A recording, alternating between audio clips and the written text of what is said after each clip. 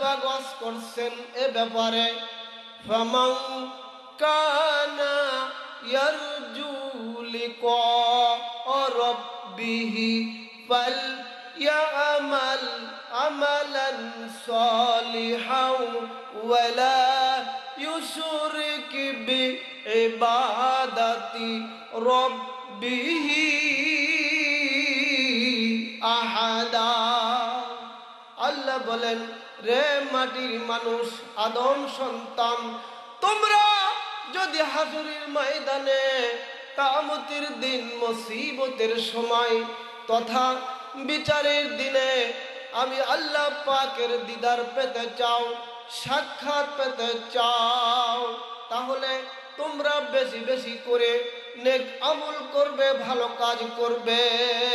আর খবরদার খবরদার, আমি আল্লাহ পাকের সাথে তথা আমার জাতের সাথে, আমার গুণাবলীর সাথে, আমার ক্ষমতার সাথে, আমার ইবাদতের সাথে তোমরা কখনো শরীক করবে না বা কাউকে ভাগ বসাইবে না।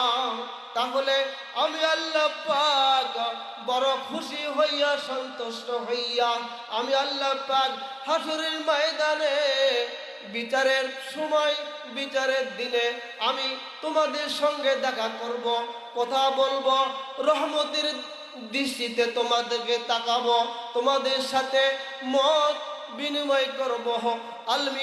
আমি আল্লাহ পাক বড় খুশি হইয়া, সন্তুষ্ট হইয়া তোমাদেরকে জান্নাতুল ফিরদাউস তথা ফার্স্ট ক্লাস বেহেশতে ঢুকাইব।